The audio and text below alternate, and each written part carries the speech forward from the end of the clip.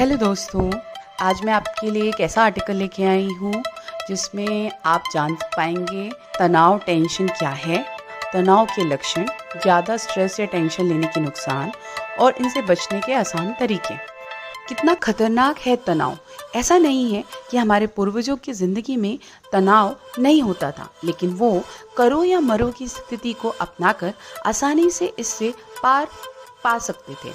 आज हमारे जीवन में तनाव की मात्रा बढ़ गई है, लेकिन सबसे मुश्किल की बात यह है कि स्ट्रेस देने वाले हार्मोन जैसे एड्रेनलिन और कॉर्टिसोल का उत्सर्जन उस वक्त और ज़्यादा खतरनाक हो जाता है जब हमें उनकी ज़रूरत ना हो।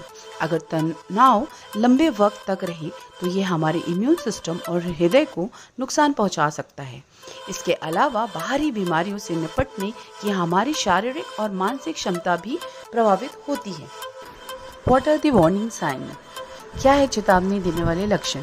अगर आपको इतना ज़्यादा तनाव होता है कि संभालने का मौका तक नहीं मिलता तो ये आपके लिए खतरे की घड़ी हो सकती है। इसलिए ये जानना बहुत इम्पॉर्टेंट है, तनाव होने से पहले ऐसे कौन से साइन हैं जिन्हें जानकर आप थोड़ी देर पहले ही तनाव से निपट सकते हैं। सामान्य से ज़्यादा या कम भोजन करना, तेज़ी से मूड बदलना, आत्मसम्मान में कमी आना, हर वक्त टेंशन या बेचैनी महसूस करना, ज़्यादा या कम सोना, कमज़ोर याददाश्त और भूलने की प्रॉब्लम, ज़रूरत से ज़्यादा शराब या ड्रग्स लेना, ज़रूरत से ज़्यादा थकान या ऊर्जा में कमी होना, परिवार और दोस्तों से दूर होना, चरित्र से दूर होना, ध्यान केंद्रित न करना और काम में संघर्ष करना, उन चीज़ों में भी मन न लगना जो पहले आपको पसंद थी। इसके अलावा टेंशन के कुछ शारीरिक लक्षण भी देखे जाते हैं, जैसे कि सर दर्द, कब्ज, किसी खास अंग या शरीर में दर्द होना। ये कहावत काफ़ी पुरानी है कि दर्द बांटने से कम होता है, लेकिन यकीन मानिए ये बात सच है।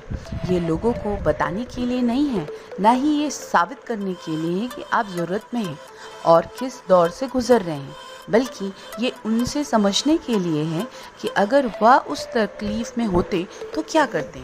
यकीन मानिए कई बार जब हम टेंशन में होते हैं तो आसान से उपाय भी हमारे दिमाग में नहीं आते हैं, लेकिन दूसरे वही बात सुनकर हमें ऐसे रास्ते सुझा देते हैं जो हमारे हर मुश्किल को आसान बना देता है।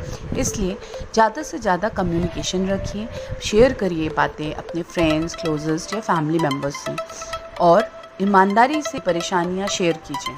तनाव होने पर हमेशा चीज़ों को पॉजिटिव तरीके से देखने की कोशिश करनी चाहिए। कुछ मामलों में हो सकता है कि आपको फ्रेश स्टार्ट की ज़रूरत हो, लेकिन अगर आप लगातार नौकरियां, पार्टनर या घर बदल रहे हैं तो ऐसे हालत में आपको हालात नहीं बल्कि खुद को बदलना पड़ेगा।